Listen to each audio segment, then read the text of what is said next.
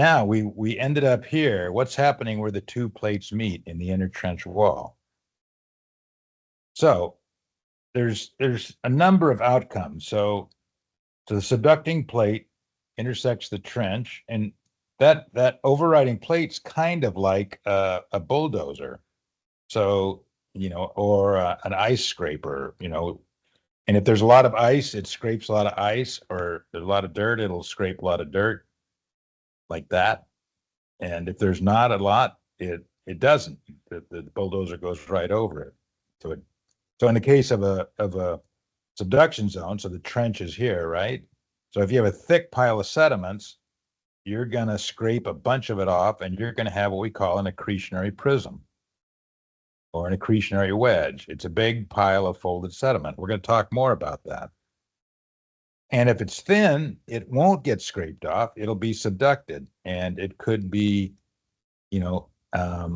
added onto the base of the overriding plate or subcreted, as opposed to accreted. Or we could call it underplated.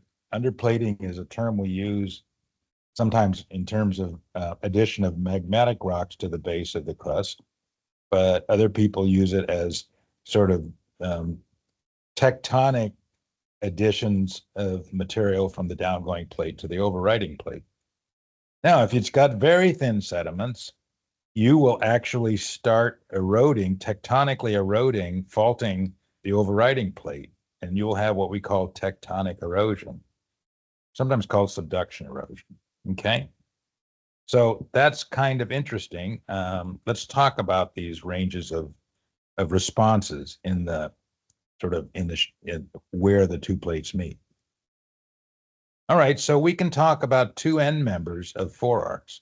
We can talk about accretionary, and we can talk about non-accretionary, or we could call that, I like to call it a naked convergent margin or a naked forearc, right? So here we got a lot of sediments. I should probably have shown more sediments. And then they get scraped off, and you get this accretionary prism. This is a tectonic melange of stacked, faulted, folded, messed up stuff. And because there's a lot, the reason there's a lot of sediment there is because it's close to a continent. And that means there's a lot of sediment going into this system. And so you can have a forearc basin, which is a kind of sedimentary basin, filled up. So that's sort of dammed between the accretionary prism and the main part of the arc. There's the magmatic arc, right? So this is all forearc. Everything between the trench and the magmatic arc is forearc, right? We established that. In contrast, out in the oceans, far away from the continents, the sediment flux is very low. So you have very thin sediments in what would be a forearc basin if there was a lot of sediment, and there's no accretionary prism. In fact, the crust and upper mantle can be exposed right here in the inner trench wall. So that's a non-accretionary margin. It's an erosive margin. You can call it whatever you want, but whether a forearc is accretionary or erosive depends on the thickness of the sediment on the subducting plate. And generally speaking, our convergent margins out in the middle of the ocean don't have much sediment, so they tend to be non-accretionary or naked, whereas ones close to the continents have a lot of sediment, and they tend to have big accretionary prisms. All right, so this is another way of looking at it, sort of flux arrows. So here we've got one where you've got a significant fraction of the material on the downgoing plate is being added to the overriding plate to make an accretionary prism. And there might be negligible tectonic erosion because this is all protected by this stuff that's getting piled in, The igneous basement of the forearc is being sort of isolated from these tectonic forces. And in the other case, where you've got very thin sediments, here you're seeing a little bit of accretion. There might be a little bit, but you're seeing a lot of tectonic erosion. So you've got a lot of normal faulting and material that's being transferred from the overriding plate to the subducting plate. Okay.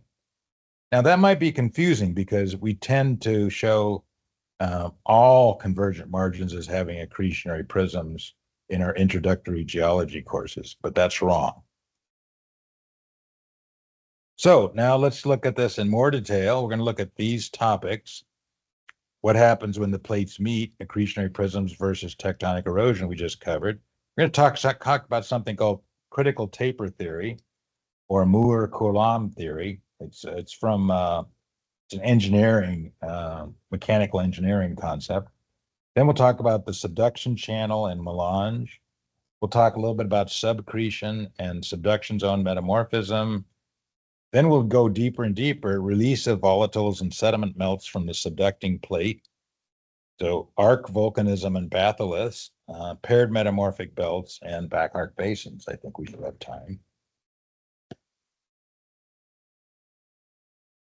All right, so this is the distribution of accretionary versus erosive convergent margins. So in the pinkish with the horizontal lines, we've got non-accreting margins or erosive margins. And here in the yellow stipple, we've got the accreting margins. So Cascadia is good accreting margin, southern Chile, Sumatra, Luzon, Nankai Trough off of Japan. We'll talk more about that. And, the rest of them are erosive. So that looks to me like it's more like 3-to-1. Is non-accretionary. I mean, with those Andes there, you think there'd be a lot of sediments coming off the coast. I mean, I know it's not like the Gulf Coast or India or Bay of Bengal or whatever, but you're right. It's a climate thing, and there's a lot of water that comes from the east and gets trapped by the Andes, so it feeds the Amazon River. It's a monster river up there, and that's in the zone of the trade winds, right? The winds blow from east to west, and that brings the moisture. Now in the south, you're in the zone of the westerlies, just like you are in Cascadia, and that brings moisture. And also it's colder, right? You got glaciers down there. There's a lot of reasons you've got a higher sediment flux. I mean, name me a river that flows from the Andes to the Pacific Ocean. Yeah, not to the west. I mean, there are a bunch of them, but they're not big. I agree. So, that explains maybe the westerly winds. And there really aren't any, John. I mean, that's an interesting point. Is we're used to having mountains with big rivers, but the big rivers in South America flow to the east, not to the west. Yeah, I thought there was a bunch off Chile, but I may be wrong. So. Yeah, down in the south, I don't doubt there are significant rivers. They're not long because the continental divide there is within sight of the Pacific Ocean. Yeah, and I forget, a lot of that's desert too, so that's why it wouldn't. Yeah. Thank you. Yeah. So this is the Scholl and von Hoene said that it's 70% non-accretionary margins, 30% accretionary. The book says it's 50-50, and as you know, all of your answers will come from the book. So if that question shows up on your midterm, and I'm quite confident it will. All right, so let's watch a 10-minute movie. There's a style of tectonics that's largely hidden to us, submerged on the edges of some of the world's continental margins, but evidenced by seabeds that look like crumpled blankets. Seismic profiling reveals the structure, bulldozed piles of sediments scraped off the seabed. I'm Rob Butler, and I'm going to explore these structures, nature's tectonic snowplows.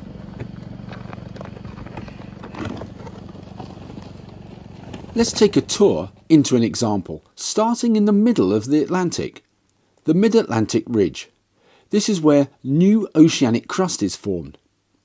This young crustal surface, largely submarine lava flows, is rough, but As we trace this away from the ridge, the seafloor becomes smoother, buried under layers of sediment.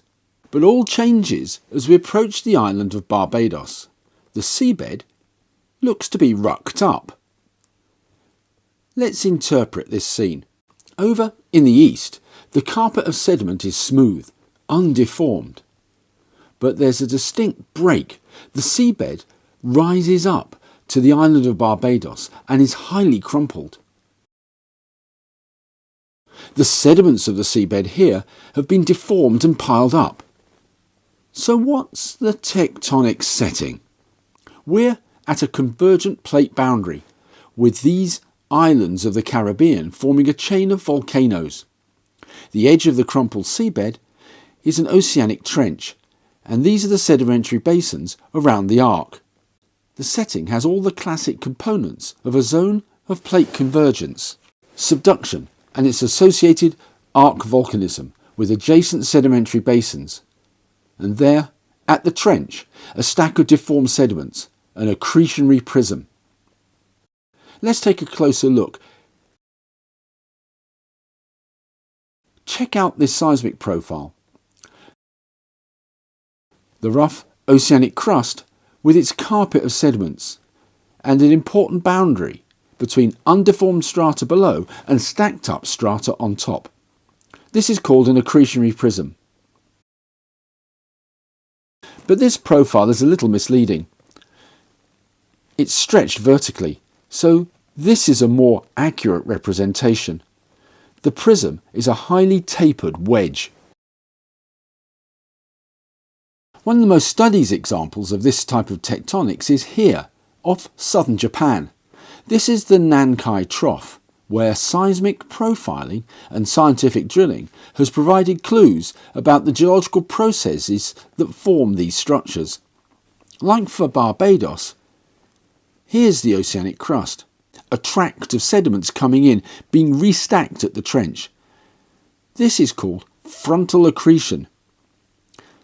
You can see it in other seismic images, thrust stacking at the toe of the slope, the front of the accreting wedge. But there's more going on here. Another thrust fault apparently breaking off a bump on the top of the oceanic crust, termed by the Nankai researchers as the mega splay thrust. On a rare 3D seismic image, this thrust has been imaged more clearly, breaking the seabed, apparently having triggered slumps. So, nature's tectonic snowplow can make for some complex structures. I've come to snowy Finland to see what insights we can gain from actual snow ploughing. The blanket of snow serves as our sediment, carpeting the roadway below.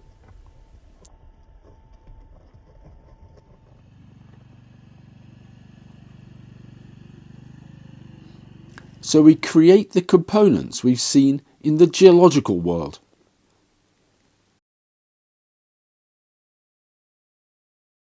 So let's look at the snow stacking. Firstly, we can identify frontal accretion.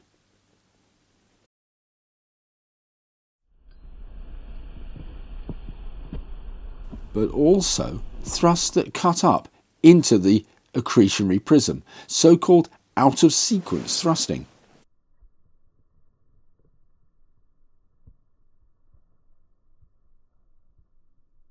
We've made a megasplay thrust. So stacking snow, stacking strata to make accretionary prisms involves complex thrust activity, sometimes frontal accretion and sometimes out-of-sequence thrusting, the megasplay thrusts. The notion that accretionary prisms are dynamic like this was predicted back in the 1980s by considering them not as snow, but as made of much simpler material, unconsolidated sand, so-called Coulomb materials, where strength is all about friction. Davis and others developed an idea of a critical wedge, the shape of our prism defined by a surface slope and a basal slope.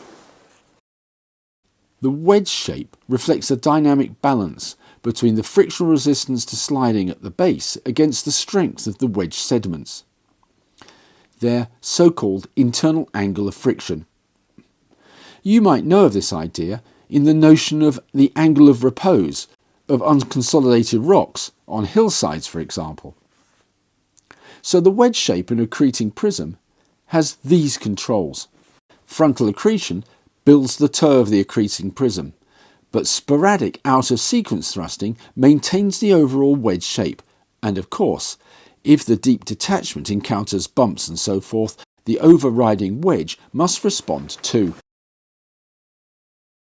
The Coulomb setup has been taken into scaled experiments, sandbox models, such as this one by Nina Kukowski and colleagues. They use sediment for the wedge and glass beads for the basal detachment fault so that it was slippery. Then let the system develop. And this sequence of images is the evolution of the structure in steps. The frontal accretion is obvious, but to maintain the wedge shape at depth, there's more stacking, creating a so-called basal duplex. Like the out-of-sequence thrusting, this duplex elevates the middle part of the prism, maintaining the wedge taper. Consider the early and late stages of this model. They have the same taper. It's called a critical wedge. And these tapers are different if the properties of the basal detachment change. In this case, it's dip. So the shapes of accreting prisms are a dynamic balance. We can summarise the structural elements in accretionary prisms based on theory and scaled experimental simulations.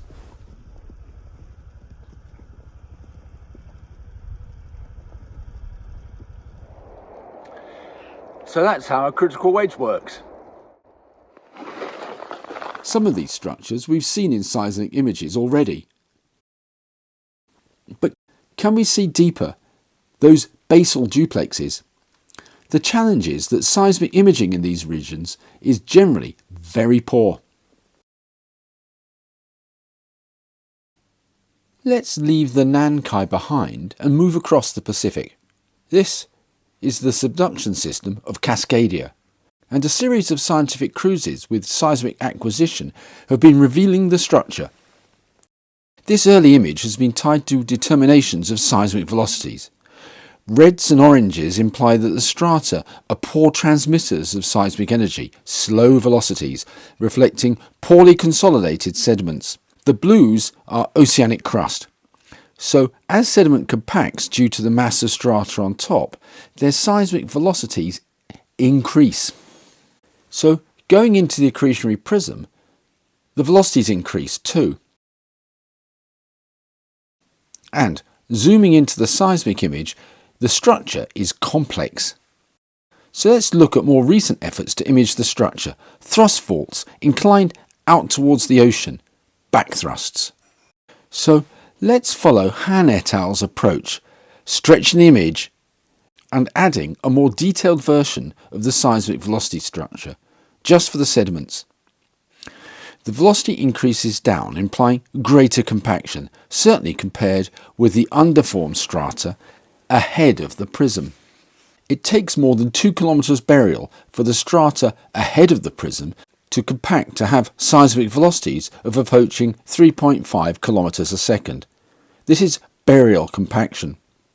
But in contrast, in the prism, at the same burial depths, the strata have seismic velocities heading towards 4 kilometers a second. There's extra compaction. The rocks have been squeezed by tectonics. So given the heterogeneity in seismic velocities, it's no wonder that the seismic imaging is tough. It's not just the structure of the beds that's complex, but so is the seismic velocity structure. The internal structure of accretionary prisms in the natural world remains significantly uncertain. And this is a big deal, because these regions of uncertainty are approaching the places that nucleate huge earthquakes. We need better images to understand how and where these earthquakes form, and to understand the risks they represent. But there's still lots we do know, and can understand, about accretionary prisms. These are dynamic wedges.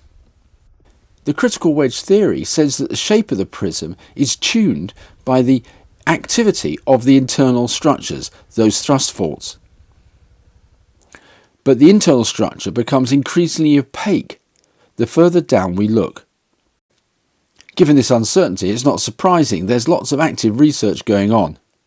So watch out for great further advances in understanding the structure of accretionary prisms. I've been Rob Butler. Thank you for watching this short video. What we've done is we've explored really well, better than I could do it, critical wedge theory and accretionary prisms.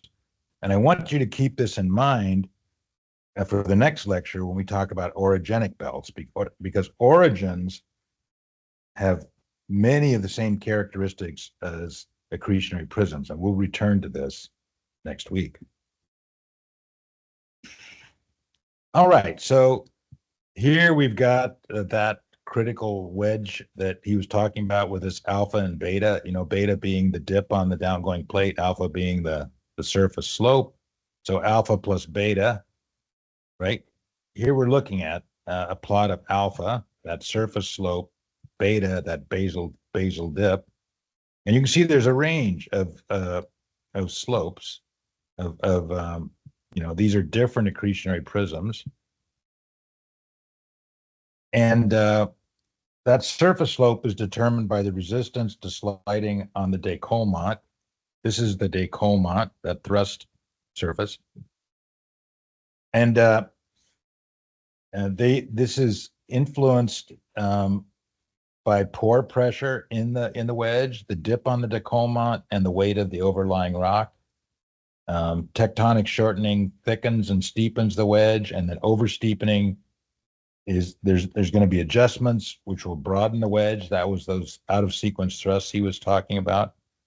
And the system will reach the critical taper. It's always going to try and get back to the critical taper for the material properties that we're dealing with.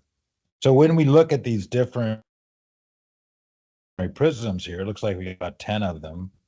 We're looking at different properties of the accretionary wedges. Okay. So all right. So here we've got the taper angle as a function of the incoming sediment thickness. So here we've got some very high taper angles, but these are associated with very low sediment thicknesses. So here we've got a very great sediment thickness and we have a very low angle. So what we generally see is a smaller taper angle for the thicker piles of sediment. And that makes sense because they're going to be full, they're going to be very weak, very sort of gooey, So this is the observed taper angle versus the percentage of the incoming section dominated by clay and mud as opposed to sand or limestone. And clay or mud is going to be very weak. So the lower that proportion, the higher your sediment, your taper angle, which means your accretionary wedge has more strength. Now, we don't have to go into great details here, but the point is there's a lot of things that can vary in trying to understand these critical tapers. Yeah, I know you didn't want to get into too much detail, but I'm curious, does the not just the type of sediment there, but does the speed of the subduction, the velocity of the subduction plate also count towards the angle of which this wedge is built? No, I do not think that it does. I think that it's got to do with the cohesion within the wedge, the strength of the wedge, and that's not really controlled by the convergence angle. Now, I would imagine that if we could come up with a response time, how often does the wedge critical readjust itself? I think that faster convergence velocities would lead to faster readjustments of the wedge, but I don't know that. But that's a good question. In general, though, it's not the convergence rate that's controlling the wedge shape. Good question. Thank you. All right, so what's happening below the accretionary prism there? What's happening in the shallow plate interface, right? We're still beneath the forearc. So this is where we get what's called the subduction channel. So the subduction channel is something that lies just above the plate interface. It's some kind of a sheet-like body characterized by high fluid pressures, and is some kind of a low viscosity mixture of solids. And this is what we call melange. We'll talk a little bit more about that. So here we've got a pretty small accretionary prism. It doesn't really matter, but we can imagine that as we go down, the certain fraction of the sediments will be carried down. And there's a lot going on here. Here's a focal mechanism. We're looking on the side, so that's a thrust fault, right? And you can see the complications in here.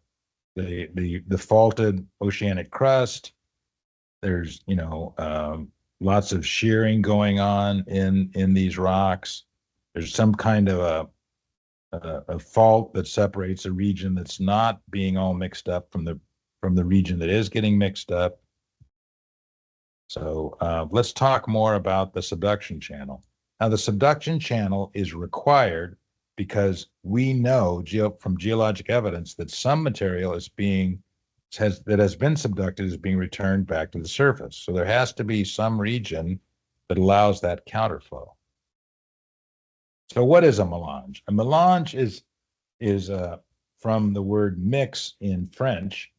And so the meal melange is a plate piled with rice, beans, fries, carrots, could be eggplant, whatever the restaurant happens. So if you see melange on the menu at a French restaurant, you're not sure what you're going to get. Geologically speaking, here is a field photograph of a melange. These are blocks of blue schist, and we've mentioned blue schist before, but it is a metamorphic rock that forms several tens of kilometers deep in the subduction zone, and these blocks have returned back to the surface. And that must have been across some kind of a subduction channel that allowed them to return back into the surface. All right, so this is an important paper from the 1980s, and here the Shriven clues are sort of showing how this return flow happens, right? So here we got normal subduction, and we're looking at a velocity gradient. There's the downgoing plate. There's the overlying wedge. This is the subduction channel. These are all different subduction channel configurations. So here, everything is just going down because this upper surface of the subduction channel is parallel to the lower plate. So maybe there's a velocity gradient in here, right? Going from not moving to moving at the plate rate, but it's all going to go down eventually. This one, the upper fault sort of narrows with depth. So some of this material is going to get underplated or subcreted, as we were talking about, right? With that way. And then they talked about the situation where there's a choke point, where the subduction channel goes from being very thick to being very narrow, and that forces some of this material to go back to the surface. So that the velocity gradient looks like that, right? This stuff is going down. This stuff is being deflected and returned to the surface, and that would make the melange. Does that make sense? All right, so I want to clarify a couple of words that are often used interchangeably in geology, but they're quite different. Melange and elystostrome. So elystostrome is sort of superficially looks like a melange because it's big blocks in a muddy matrix. But the difference is that melanges are tectonic. They form in this shallow subduction zone, whereas elytostromes form on the surface. So here, there's a number of ways you can have diapirs, shale diapirs, or serpentine diapirs, and then you get mass wasting, you get sliding and disruption at the surface, right? So elytostromes are landslide deposits at the surface. Melanges are tectonic in origin. Okay, so I hope that you understand the difference there. All right.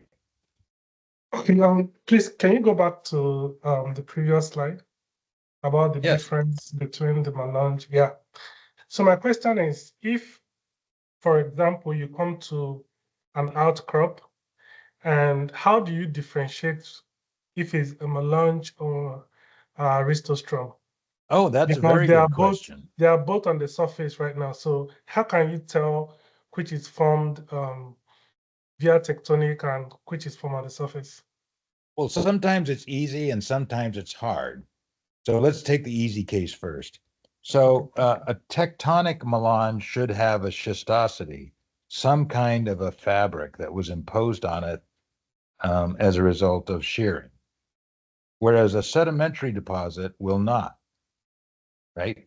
So at one level, you might look at the outcrop and go, oh, there's a very clear tectonic fabric there. That looks like it must be a melange. Or you may go to another outcrop and not see one, not see a tectonic fabric, not see schistosity or cleavage, in which case you'd say that looks like it's originally sedimentary rock. Now, in these tectonic environments, as you can imagine, there's a lot of times when the sedimentary rocks of all kinds, including alistostromes, are later deformed. And so then it's a question of, did deformation happen during or after the melange or alistostrom formed? It can be very difficult, and you can imagine that on field trips, there will be geologists arguing about whether something is an alistostrom or a melange. Did that make sense? Yes, it does. But another thing is, so schistostrough is always associated with tectonic activities.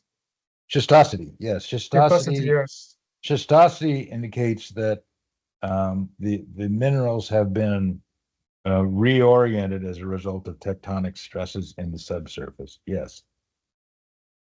Okay, and that could not result maybe as a result of a metamorphism of a sedimentary rock. Yes, and metamorphism and schistosity tend to go together. Schistosity generally happens in the green schist facies of metamorphism, whereas because schistosity reflects the formation of parallel alignments of micas, right, generates sort of a sheet-like surface. Whereas as you get to higher grades of metamorphism, it generates amphiboles, and these make linear structures, not schistosity. But there's also a fabric with higher grade metamorphic rocks. Thank you. Mm-hmm. Yeah, good questions.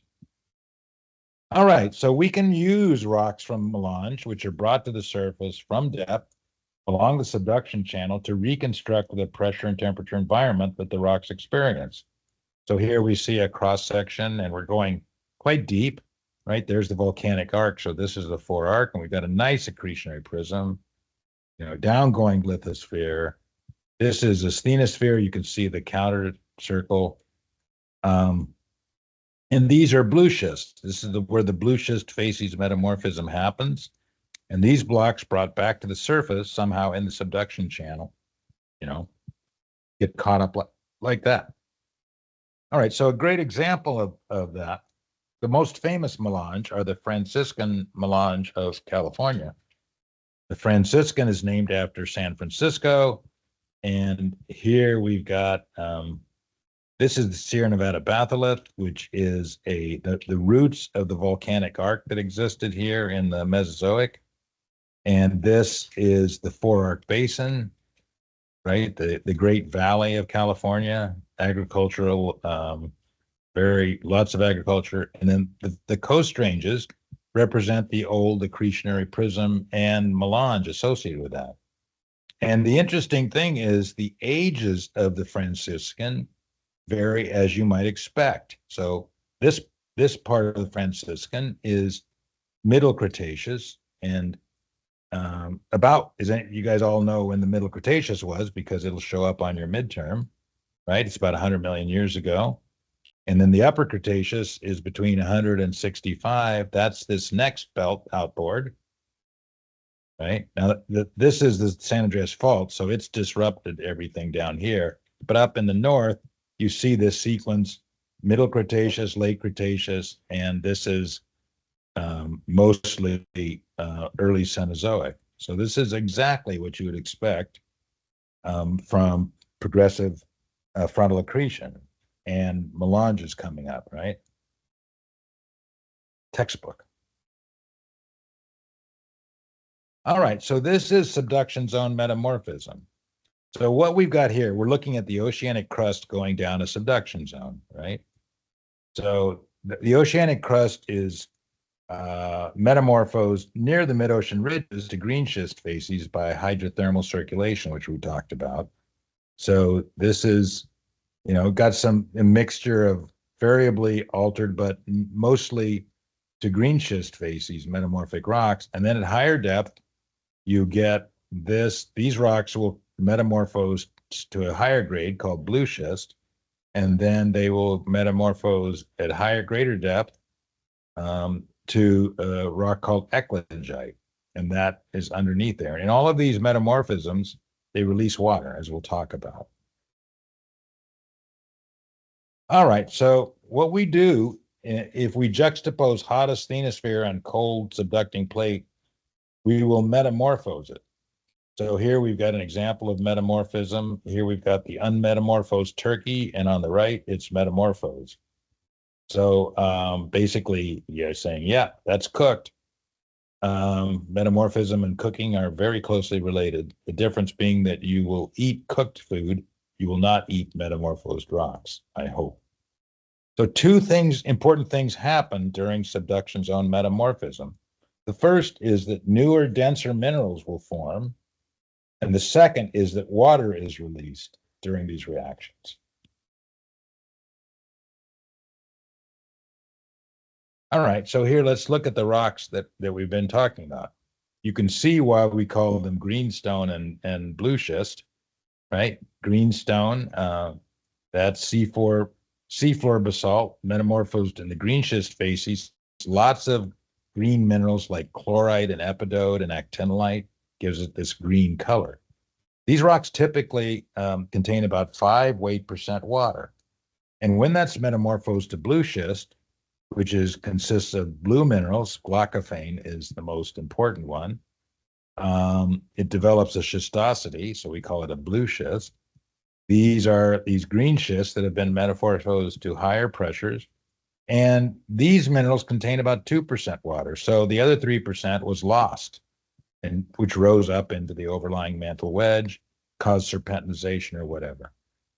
And then the next stage is the metamorphism of blue schist to eclogite, and that consists of these two beautiful, you could call these Christmas rocks because they're green and red.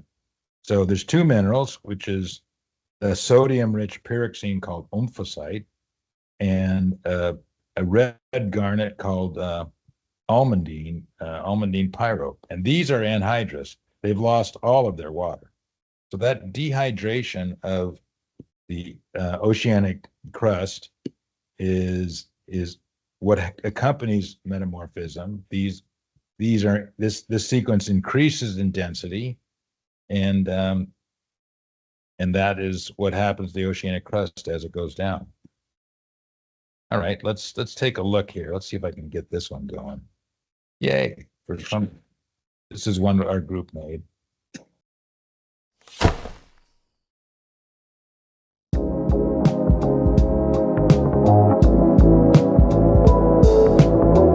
Alright, so here's the thing. I want to know, what are metamorphic rocks and how does plate tectonics make them? Let's talk about it.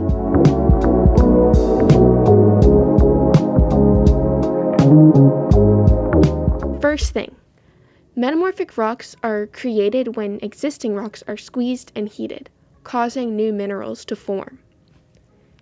If you take a sedimentary rock like a mudstone, squeeze it and heat it enough, you'll get a new metamorphic rock called mica schist. Most of this squeezing and heating happens in the crust as a result of increased temperatures and pressures. Fluids also play an important role. Metamorphism happens at a sweet spot where the pressure and temperatures are high enough for minerals to transform, but not so high that melting occurs. We're talking between 200 to 800 degrees Celsius or so. Metamorphism encompasses a wide range of mineral transformations, all happening in the solid state in the Earth's crust over thousands to millions of years. Second thing, plate tectonic theory explains how the solid Earth convects. Simply put, the old lithospheric plates sink into the mantle and are destroyed at subduction zones, and new plate material is created at oceanic spreading ridges. All that sinking and creating of plates sounds like the squeezing and heating that goes on during metamorphism. So you'd think that plate tectonics and metamorphism would be best of friends, but really they're more like polite strangers. And the reason for this goes back to the first conceptions of metamorphism that began in the 1700s. So, we're back in the 1700s. James Hutton, who's often called the father of geology, brought up early ideas of metamorphic rocks when he proposed that gneiss formed by heating underground. Then, in 1883, Charles Lyell coined the term metamorphic rocks. Fast forward to the 1900s when Pinti Escola introduced the concept of metamorphic facies, which began the systematic study of metamorphic rocks that continues today.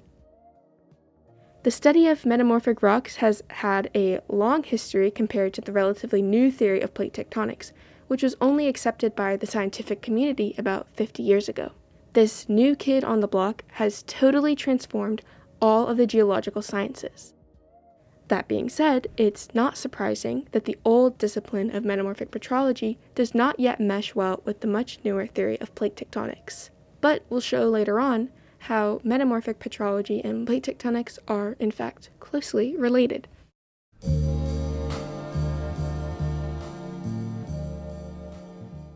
We know generally how metamorphic rocks are created, but there are a lot of different types and they have some confusing and colorful names like green schist and blue schist. I mean, it almost sounds like the beginning of a Dr. Seuss book or something.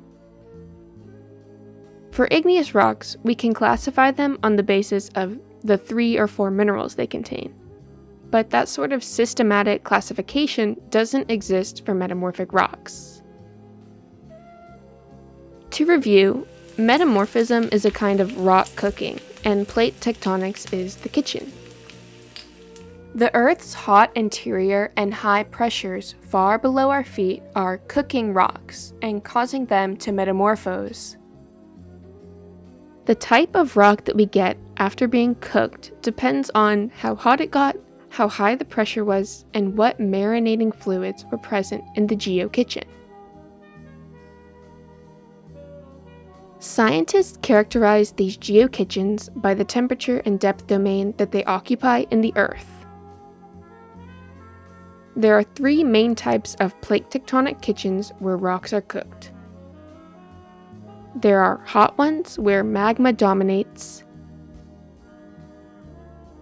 normal ones with thick sediments, and cold ones where metamorphism is controlled by pressure.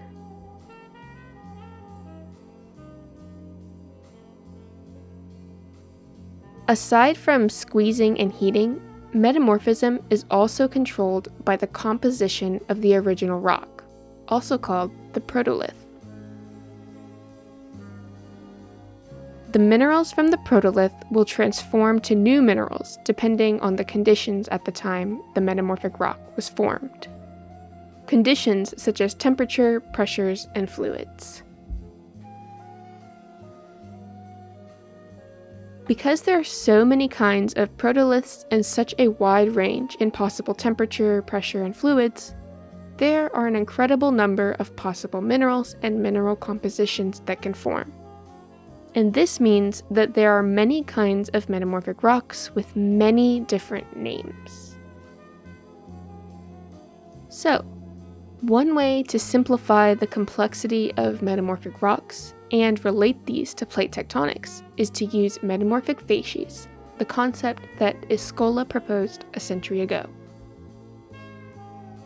Metamorphic facies are places in the pressure-temperature space, just like the diagram shows.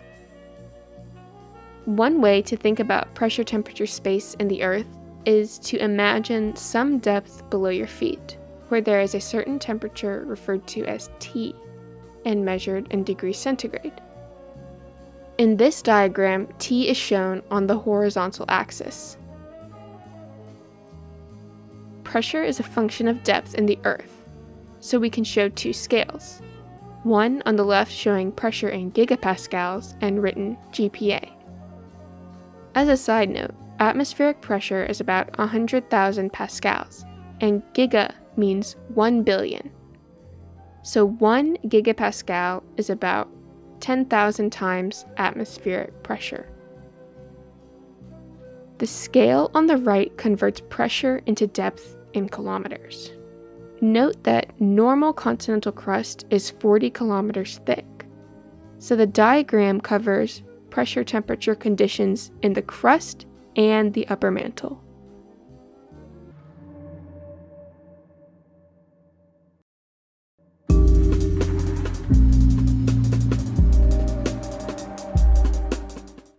This metamorphic facies diagram has a lot of interesting stuff on it.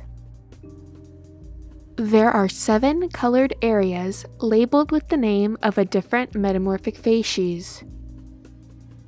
You can tell that green schist facies rocks form at lower pressures, shallower in the crust, than do blue schists. You can also easily see that amphibolites form at lower temperatures than do granulites. The names of metamorphic facies sometimes tell you what minerals can be found in a rock metamorphosed under the various conditions. For example, green schist facies metamorphic rocks contain green minerals like chlorite and epidote, while amphibolite facies rocks generally include black hornblende. Blue schists contain blue minerals like the sodium-rich amphibole glaucophane. Eclogite and granulite facies are named after the actual metamorphic rocks that form under those pressure-temperature conditions. Sanidinite facies is named after the high-temperature polymorph of potassium feldspar that is often found in metamorphic rocks formed by contact metamorphism, when a large, hot, igneous body intrudes sediments and bakes them. The thin white line is also interesting. The curved line shows the temperature that granite begins to melt if water is present. Granite is used because it is representative of the composition of continental crust. Rocks that cross over to the right of this line are called magmatites, and geologists argue whether these are igneous or metamorphic rocks. In fact, magmatites are both. Another interesting set of thin white lines show the pressure-temperature conditions where 3 polymorphs of Al2SiO5 or aluminosilicates form. These minerals form in rocks that are rich in, you guessed it, aluminum. There are 3 key aluminosilicates: andesite, sillimanite, and kyanite. Sillimanite is the high-temperature polymorph. Kyanite is the high-pressure polymorph. And andalusite forms at lower temperatures and pressures. The last interesting thing on this diagram are the 5 pale dashed lines, labeled 5, 10, 20, 30, and 100 degrees centigrade per kilometer. These are 5 different geothermal gradients and tell you about the geo kitchen. The average geothermal gradient in the continental crust is about 25 degrees centigrade per kilometer, and gradients that are much higher or lower than this tell you that some interesting geology is happening. For example, high geothermal gradients are found in regions with a lot of igneous activity, like a rift or on a spreading ridge or around volcanoes in an island arc. Low geothermal gradients tell you that cold materials are sinking. And here's the exciting part. Knowing what metamorphic facies are present in a given region lets you figure out what was the geothermal gradient when the rocks formed. For example, if you are studying a region where you find green schist and epidote and fibolite facies rocks, you are right to think that this region was once 15 to 30 kilometers deep in the crust, where the geothermal gradient was about 25 degrees centigrade per kilometer. It is geothermal gradients that allow us to link metamorphic rocks to plate tectonics. Look at the 4 colored arrows, which distinguish the 4 great kinds of metamorphism in order of decreasing thermal gradient: contact, regional, burial, and high-pressure, low-temperature metamorphism. Contact and regional metamorphism can be related to magma-rich environments, such as mid-ocean ridges, island arcs, continental rifts, and hotspots. While burial metamorphism is associated with sedimentary basins and passive continental margins, and high-pressure, low-temperature metamorphism is associated with subduction zones. These can be assigned to specific plate tectonic environments.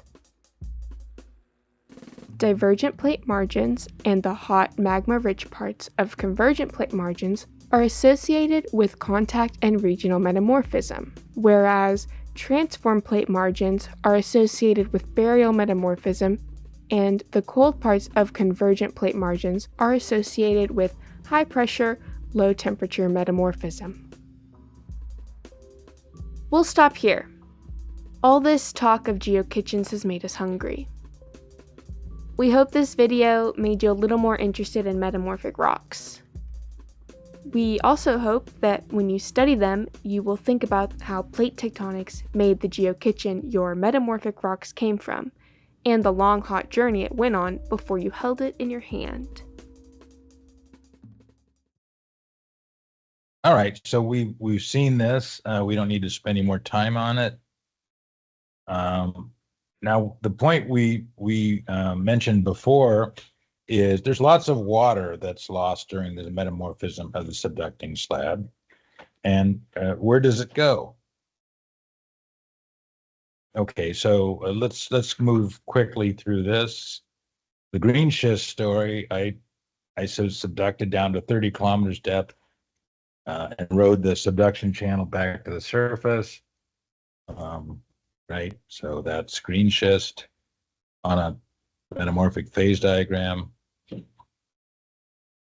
The blue schist story, I converted from green schist and sort of down to depth that was greater than 20 kilometers, but never hotter than 450 degrees. Then I rode the subduction channel back to the surface.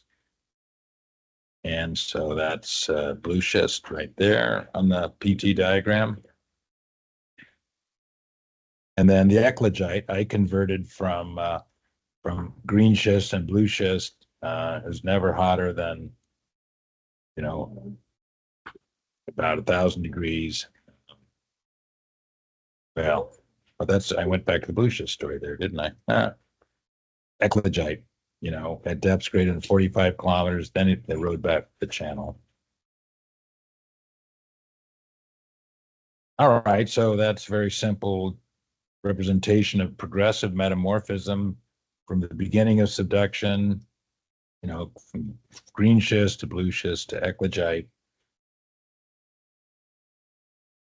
All right, now let's move on to arc volcanism and magmatism. This is a volcano in the Marianas that erupted in 2003. So there was a team, geophysicists working out there putting OBSs, ocean bottom seismometers, down, and they went out in the morning with their cups of coffee and looked over and were stunned to see this volcano erupting. So that's pretty spectacular. So what causes the melting to generate arc magmas? Right. So now we're below the forearc. We're right below the magmatic arc. And there's some interesting processes going on. So one of the things that we have known from global studies is that the depth beneath the magmatic arc to the top of the subducted slab is about 110 kilometers. So this is all of them from Syracuse et al. 2006. So this H is that vertical distance there. And you can see that the minimum is about 50 kilometers, the maximum is over 200, but most of them are around 100 kilometers. So that H ranges from 72 to 173 with a mean of about 105 kilometers. That's H. So you're not going to get an arc volcano or any kind of arc magma until you get down, the slab gets down to depths of about 100 kilometers. So that's, the forearc is basically the part of the subduction zone that's shallower than 100 kilometers. It's one way to think about it. All right, so recall the composition of the subducting plate. So how does this how does this contribute to the generation of arc magmas?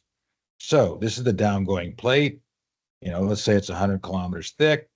That's going to be 95% of mantle lithosphere, and then 5% oceanic crust, and then less than 1% is going to be sediments. And so this is the area that's up here. And as we said earlier, the density that drives the plate downward is in this mantle lithosphere. And that's the oceanic crust provides most of the water needed to cause mantle melting. We talked about that with the dehydration of progressive dehydration of green schist, blue schist, and eclogite, and that's not even considering the water that's squeezed out of cracks and stuff. But the sediments provide most of the trace elements that make arc magmas distinctive, and we're not going to talk much about that. This isn't a petrology, of course. So recall the thermal structure of different subduction zones. So here's a cold subduction zone, like central Honshu. Contrast that with a hot subduction zone like Cascadia. And what we're looking at here, this Greek letter is the thermal parameter. So this has got a very large thermal parameter, right? Age times rate. This small one. Okay. So you get these very different thermal profiles. Here in the cold subduction zone, you can see that the cold lithospheric thermal profile is carried deep into the mantle. Here with the hot young oceanic lithosphere, it doesn't have a very cold thermal structure by comparison. These are big differences between different subducted slabs. All right, so now let's think about what the temperature structure looks like at 3 places on the subducted plate. So here's pressure going downward. So this is the surface. This is 7 gigapascals. This is depth. This would correspond to 110 kilometers. So that's about the depth at which the slab has to be in order to have a magma generated above it. And we can compare old, cold slab with the solid line with young, hot slab. A couple of examples. One is the Isubona Mariana Arc in the Western Pacific. This one's in Central America. So you see that we're looking at 3 different places. So we're looking at the temperature at the moho of the subducted plate. We're looking at the temperature at the top of the crust of the subducted plate, and we're looking at the temperature at the top of the sediment in red. And the thermal structure of this old cold plate is very different than this young hot plate. But both of them take a big step at about 2.5 kilometers. And in fact, that is, very close to that depth at which we begin to get arc magmas. What's going on here? What's controlling that big step? Well, what's happening is, go back here, where the top of the slab was being overlain by this cold mantle lithosphere. It's not convecting. It's very hydrated, maybe serpentinized. But at a certain depth, the induced convecting asthenosphere is able to make that turn, and that brings the asthenosphere into contact with the top of the wedge, with the top of the subducting plate. And that causes that. So this is going to be relatively cool top of the plate. This is going to be really heated top of the plate, right?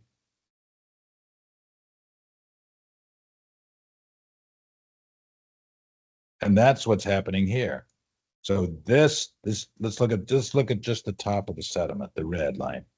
So the top of the sediment is pretty cool down to about, it looks like about 50 kilometers, or more like 70 or 80 kilometers. And then it really jumps up, right? Goes from 250 degrees at the top of the sediment to almost 700 in a very short distance.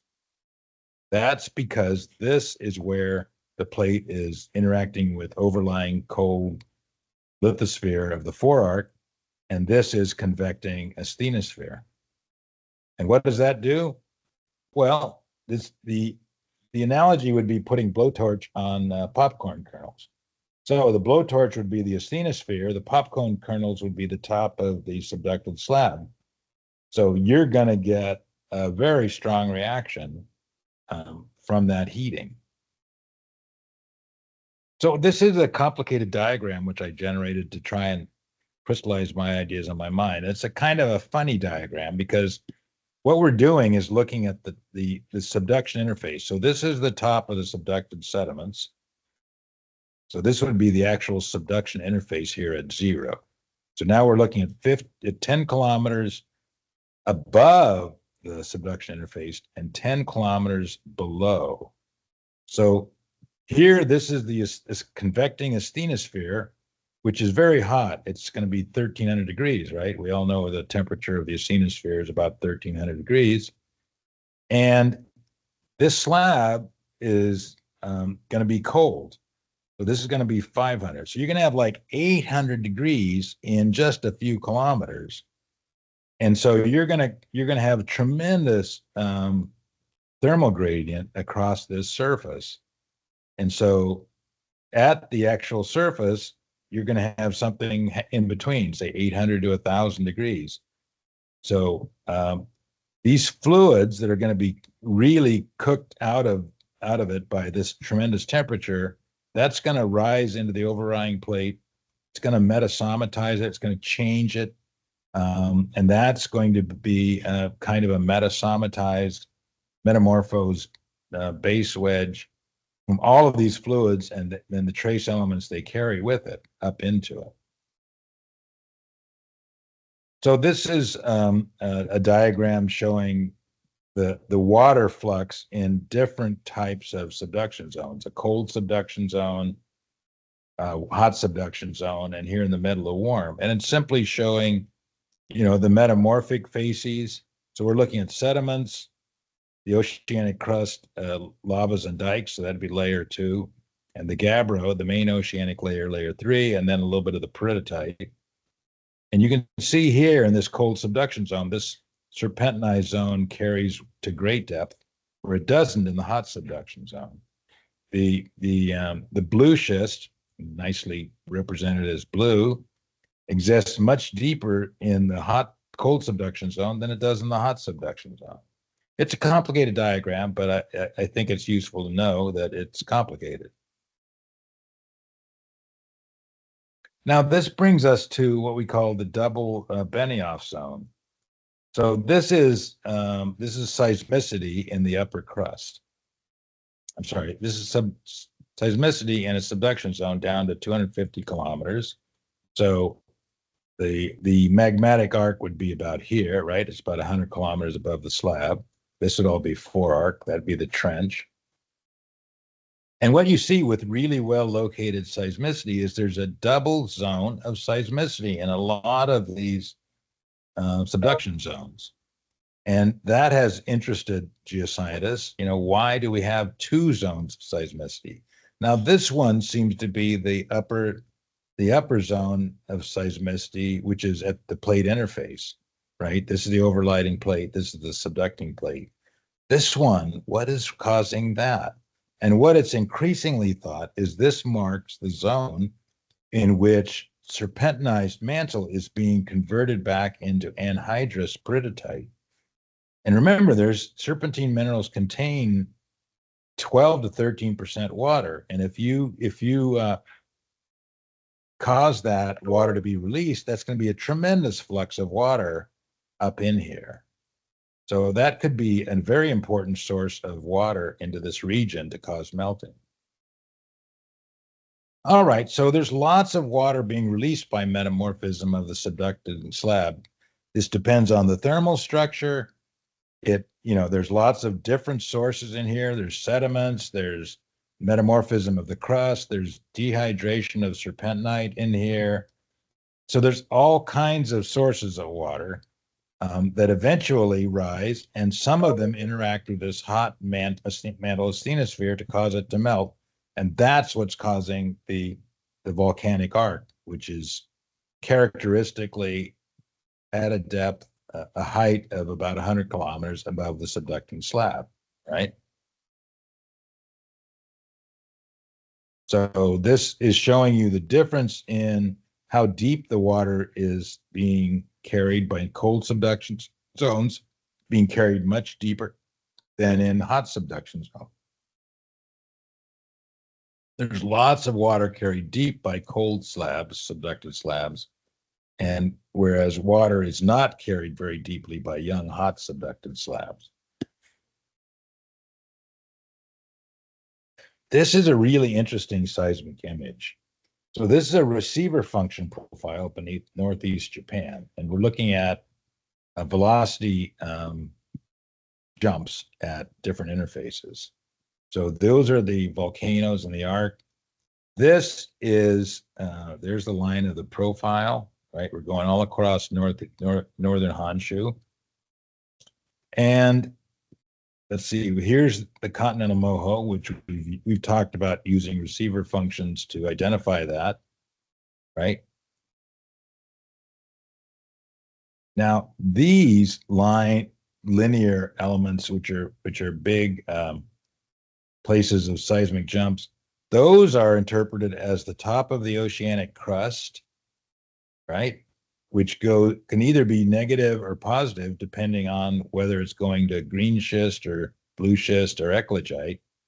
And then this is the moho in the subducted slab. So that's a really exciting diagram.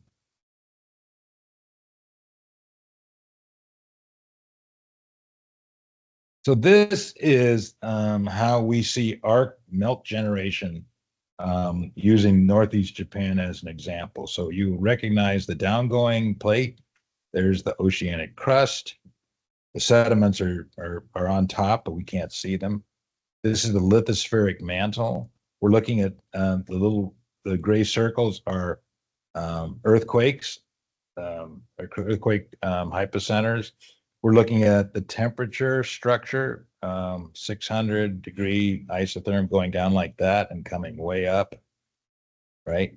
800, look at what it's doing, going way down, coming way up like that, right? So this is, as we pointed out before, this is very cold.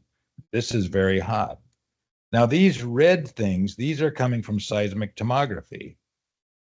As you know, seismic tomography will allow us to identify slow and fast regions. So these are slow regions, which are interpreted as zones of melt generation. And I think one of you said, I thought melts were coming from the subducted slab. But what you can see here is no. the region of melt generation is probably near the top of that convecting asthenosphere beneath the volcanoes, as you can see here in seismic tomography. This is cold, can't melt. I keep activating my thing, but the fluids rise up into the region where it's hottest and easiest to melt and causes that melting there.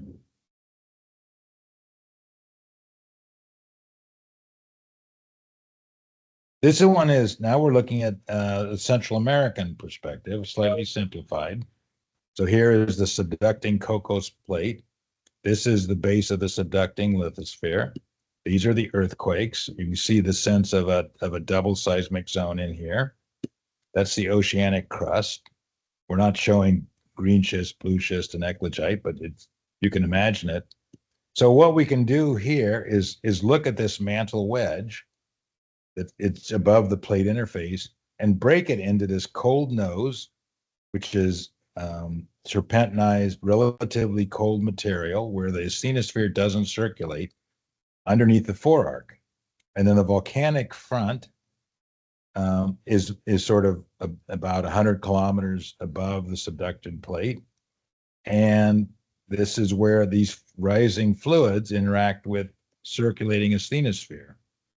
And what you'll get a wide range of volcanic rocks in are from basaltic rocks to rhyolitic rocks. And here we can see that what's happening is the basalts are being generated by partial melting of this mantle, and the rhyolites are being generated by remelting of the crust. Both of them are erupting near the volcanoes of the arc. If you ever get a chance to go to Central America, do it. All right, we talked about these differences between intraoceanic arcs where the crust is thinner and more mafic. There's less chance for felsic magmas to be generated, but they are generated, as opposed to Andean type arcs built on continental crust, which are thicker and have a lot more felsic material. It's easier to remelt that. And that's a big difference in the composition of the lavas that come out of those two systems. Intraoceanic arcs tend to erupt more basalts. Andean type margins tend to erupt more felsic magmas, rhyolites. Okay, so let's talk about a good example of an island arc. This is my favorite, which is the Izu Bonin Mariana arc system south of Japan. This is where Clinton was working on the cruise last year. And let's just talk a little bit about that. You'll notice this very interesting bathymetry. Red are high regions. That's where the volcanic arc is. And this is another kind of a ridge back here. And then this basin in here. So we can imagine this magmatic system underneath the volcano as being very complicated and evolving with partial melts coming from the mantle. They're going to be underplating and intruding and erupting. So all of these things will be going on at the same time. There will be gases coming off of these different magmas. So carbon dioxide is exhaled deeper than water, but all of these will be losing gases, and other things will accompany them. So, for example, mineralization is often associated with these water-rich magmas. Okay, so when we look at an active island arc, this is what we see. But when we look at a dead one that's been eroded, we can see down into these plutonic roots. So one of the things that's interesting about arcs is they have a tremendous range of igneous rock compositions, from basalt to rhyolite. And that's in contrast to mid-ocean ridges, which are pretty much only basalt. And for that matter, also hotspots, with the exception of Yellowstone, because it's erupted on continental crust. So it's been able to involve a lot of older continental crust. Continental rifts are the only thing that compare with arcs in terms of the diversity of magmas that are erupted. Now, another point is that arc magmas are unusually rich in water, and this is determined by studies of inclusions in olivine crystals. Mid-ocean ridge basalts have very little water, less than 1%, usually much less than 1% water in these inclusions. Hotspot basalts have a bit more, but arc basalts have much, much more water. So that combination of a lot of magmatic volatiles and the abundance of felsic magmas, which are very viscous, results in arc magmas often being very explosive, much more dangerous volcanoes than ones associated with mid-ocean ridges. This is just a representation of why there's so much felsic volcanics in arcs and continental rifts. It's basaltic at mid-ocean ridges because the crust doesn't stay there long enough to really be remelted, and likewise for hotspots. But in continental rifts, the locus of magmatism and heating stays in about the same place on the continents, and it tends to remelt the continent as it does in magmatic arcs.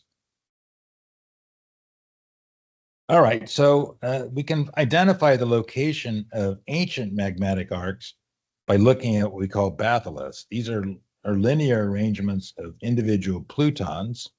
Plutons are intrusive bodies, and if we have a lot of them that line up, we talk about a batholith. So these is a map of the batholithic rocks of Western US, right? Coming through the Sierra Nevada, can be traced all the way north.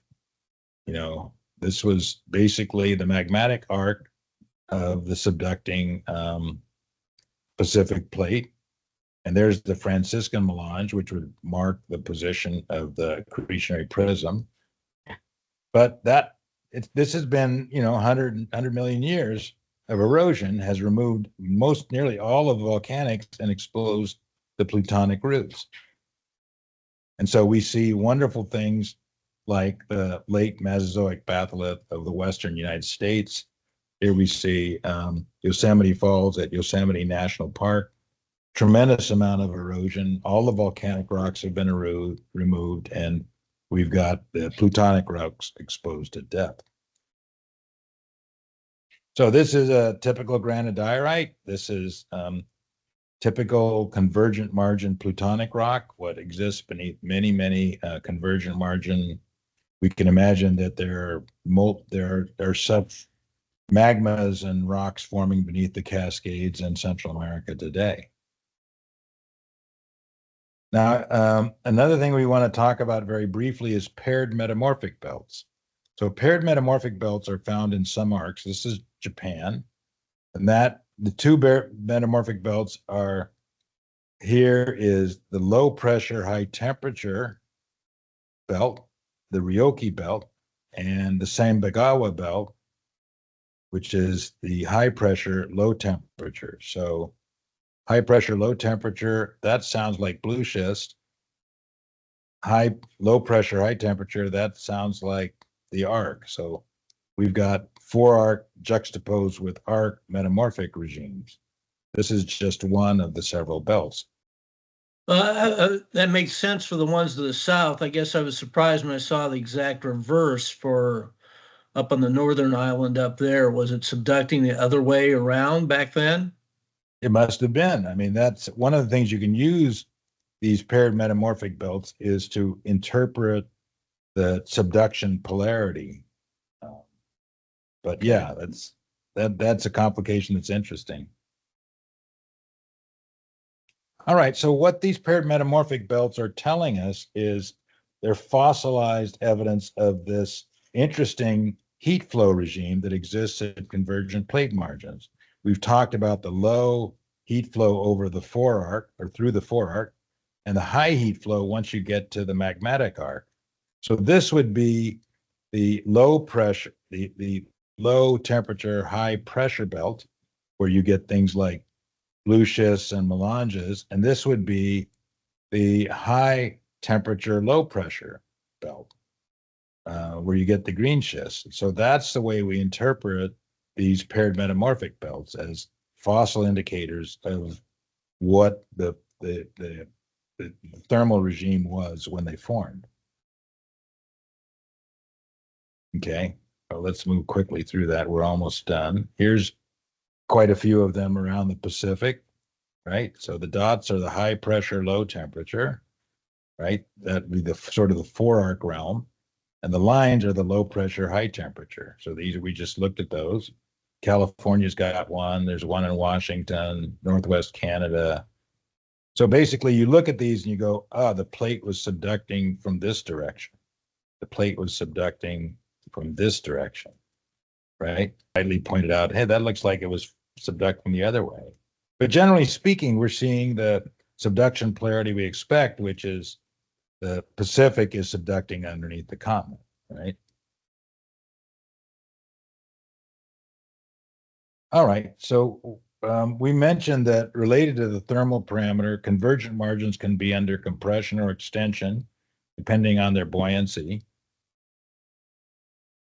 And that brings us to the realm of back arc basins. These are zones of seafloor spreading behind a convergent margin, some convergent margin. So there are quite a few. One of the ones I'm interested in is the Mariana Trough back arc basin. It's a bad name because trough sounds like trench, but that is definitely not a trench. The Manus Basin, the North Fiji Basin, the Lao Basin, the Okinawa Trough, Turanian Sea, Andaman Sea. There's quite a few. So what happens to form these is you start off with a normal subduction zone, and because it's under extension, it rifts, right? Rifting is always going to happen where the lithosphere is weakest, and because this is hot, that's where it's going to rift. So extension happens, you get a rift, and then that evolves with time, perhaps, to seafloor spreading. So you actually have a zone of seafloor spreading behind the magmatic arc. This was a revelation to me when I first heard about this. I was incredulous that I always thought that subduction zones were zones of compression, but only some of them are. So here's the Mariana Trough, which is my favorite. This is the back arc basin. This is the magmatic arc. All of the volcanoes are in stars. And here we're showing the Mariana Trough, Mariana Arc system at the exact same scale as Texas. Basically, this system would extend from Mexico up to St. Louis if it was on land. So here's another one. This is an interesting one because you've got all of these basins in here. This is the only one that's active. All of the rest of these basins are extinct back arc basins. So these things only exist for a while and then they shut down for one reason or another.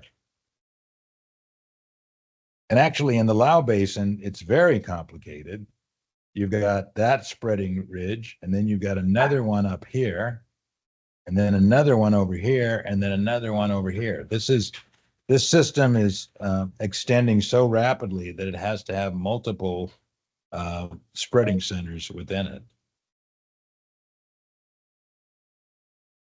And we can see the evidence for it in tomography, right? Here's the Pacific plate, the cold plate coming in with the seismicity. And here's the Lao spreading center, this region, lots of melting up in this region, up in here.